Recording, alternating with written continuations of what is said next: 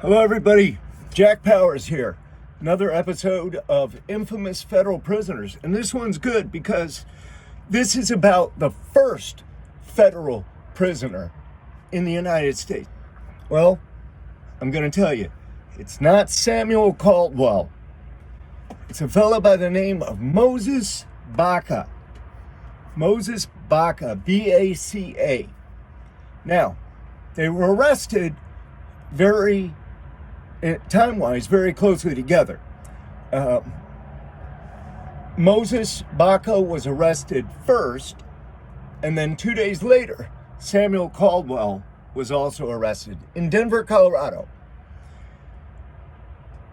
They were charged with violating the Marijuana Tax Stamp Act of 1937. The first federal prisoners were put in prison for possession of marijuana. Moses Baca possessed 1/4 of an ounce. He got 18 months. Samuel Caldwell possessed 4 pounds. They found it in his little house room. He got 4 years. So they were both sentenced before the same federal judge on the same day. But Caldwell is held up by cannabis activists as being the first federal prisoner because apparently they were both sentenced on the same day, but Caldwell was sentenced first. So there's a little bit of a mix-up because Moses Baca was actually arrested by the feds under the Marijuana Tax Stamp Act of 1937, 2 days before Mr. Caldwell. Suffice it to say that both of these individuals were pawns. They were just knock around, low-level, marginalized so-called criminals. They both had records. They were both involved with the law before this. Both of them were arrested. For example, Samuel Caldwell was arrested a couple years before 1937. He was arrested when Prohibition was still in effect, and he was arrested for manufacturing alcohol, for being a bootlegger, moonshiner, whatever. I guess he had a gallon of it. Moses Baca was, he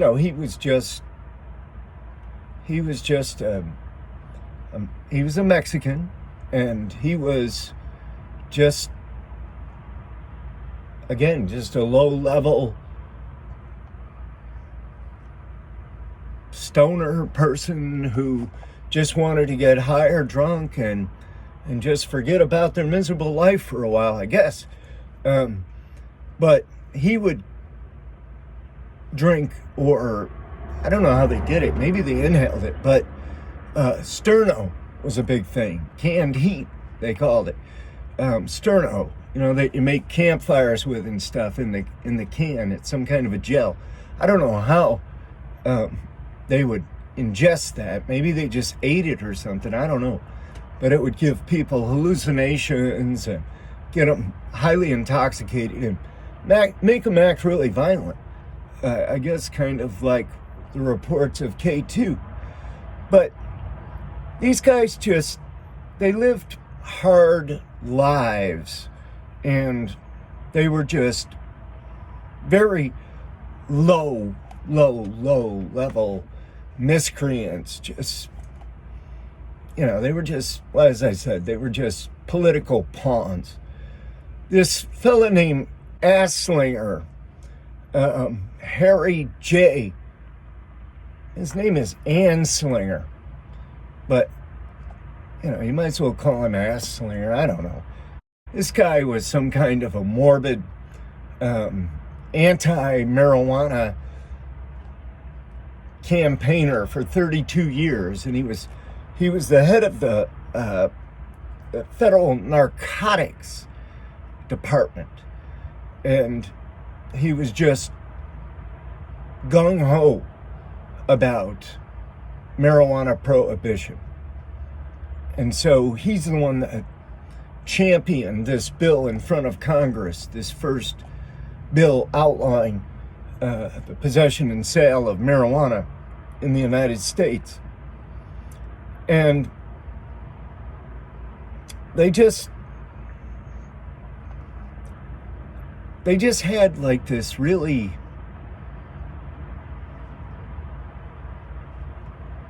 strange kind of a political angle on this. I mean,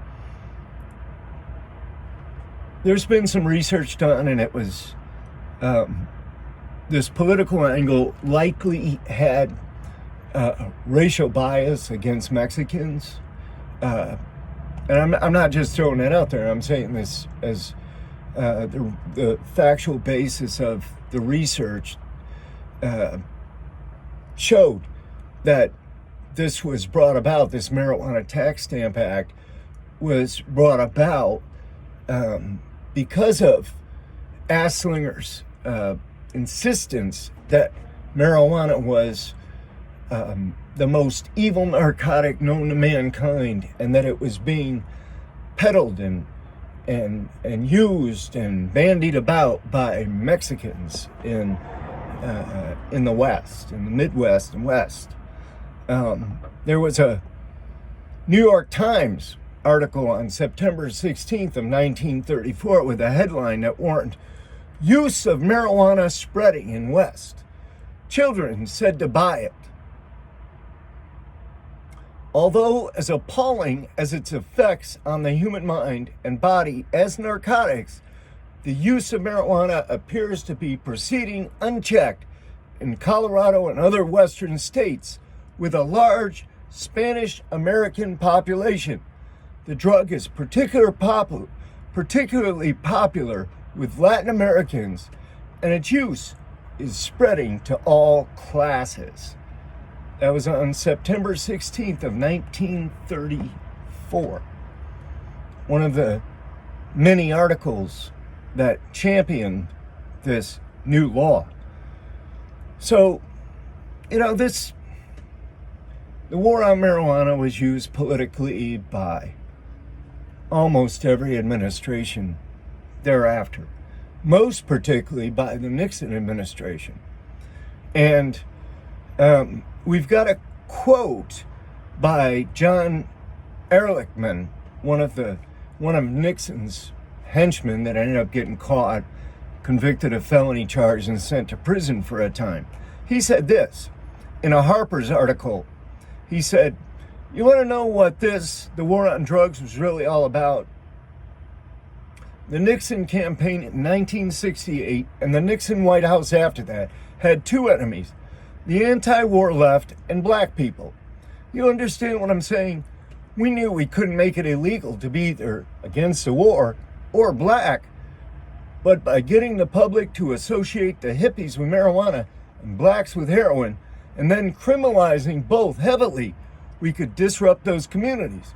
We could arrest their leaders, raid their homes, break up their meetings, and vilify them night after night on the evening news. Did we know we were lying about the drugs? Of course we did." That's a quote from John Ehrlichman about the Nixon White House. So they needed this big lie to get this legislation passed through the Congress, and they made up a lot of bullshit. They really did. And it's just kind of an incongruent coincidence that first federal prisoners went to federal prison for possession of marijuana in Denver, Colorado. And the state of Colorado was actually the first state to legalize the possession of marijuana. I think that was in 2000, I don't want to say until I can find it here. I think it was 2000. 16 maybe. But, I mean, ludicrous. This just shows you how out of control. I mean, it shows how easy it is for those who have hold of the reins of government to go off the rails, to go askew with stuff like this, and then how very difficult it is to ever correct it. It took all these years, and it still isn't corrected. I mean, federally, you have two different types of marijuana. You have, well, it's really two different types of THC. One of them is called Delta 9, which is marijuana, a Schedule 1 narcotic under federal law. Narcotic, marijuana, Delta 9 under federal law. You have the Agriculture Act of 2018, which legalized the production of hemp and hemp products. One of the hemp products, other than CBD and certain other cannabinoids, is called Delta 8 THC. So Delta 8 THC is legal under federal law. The Ninth Circuit just had a case on it and just ruled that Delta 8 THC is legal under federal law. And it is. The statute is clear. I've read it. I've looked at it. Delta 9 THC can still get you thrown into prison. Although, technically, U.S. prosecutors are not supposed to prosecute marijuana crimes anymore. At least under the current administration, they're not. And I think there's also a law that prohibits them from funding prosecutions of marijuana possession or sales cases. But I don't know if that actually has any effect. In any case, the federal judge out in Denver in 1937 was a guy named District Court Judge J. Foster Symes, S-Y-M-E-S. And he made this pronouncement for the press. In 1937, he said, "I consider marijuana the worst of all narcotics, far worse than the use of morphine or coca. Under its influence, men become beasts. Marijuana destroys life itself. I have no sympathy with those who sell this weed. The government is going to enforce this new law to the letter." And he did. I mean, he sentenced these hapless, marginalized, homeless junkies, basically, just kind of small-time criminals, if you want to call it that. I mean, just small-time people just digging and scratching and just miserable people who wanted to get high to forget about their lives, their miserable lives for a while. This judge sentenced them to, he sentenced Moses Baca to a term of 18 months, and he sentenced Samuel Caldwell to a term of 4 years. So, they both had to serve out those sentences at USP Leavenworth. And, this judge, he did it with kind of a pleasure, I guess.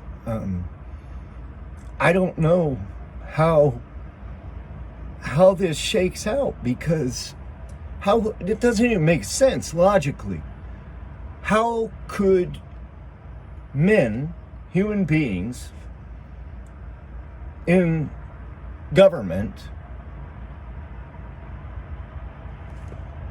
create rules that is, that outlaw marijuana when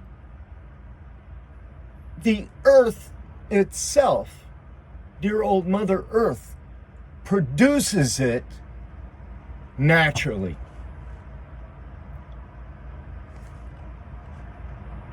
I mean, I've asked this question for a long time. What are you gonna do? Are you gonna indict Mother Earth? Are you gonna put planet Earth on trial for possession? I mean, this is the tail wagging the dog, if ever there was. And of course, Timothy Leary challenged that logic way back in the 70s. And, the Supreme Court unanimously agreed that it really didn't make a lot of sense. I think it was actually in the late 60s.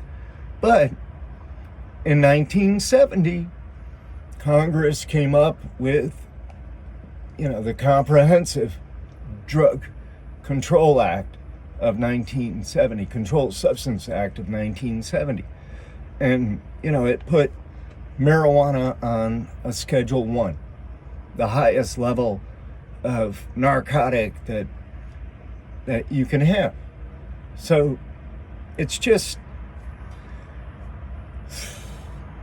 and there's many people today, many people that I knew while I was in prison who were in there, who had there was guys who had life sentences for possession of marijuana, possession and sales, distribution of marijuana.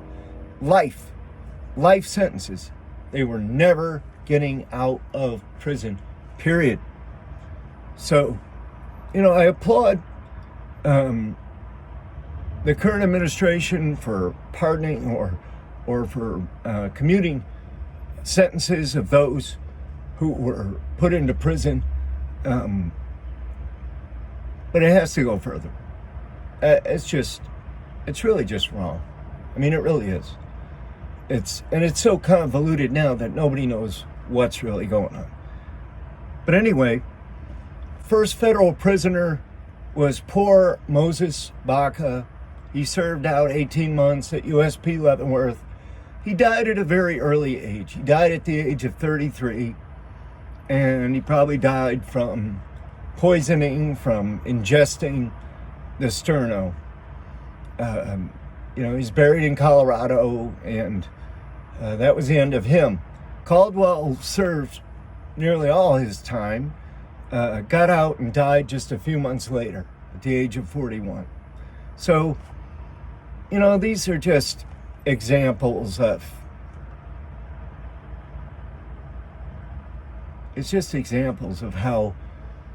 how quickly, how fast things can get off the rail, and how it doesn't have to make any sense.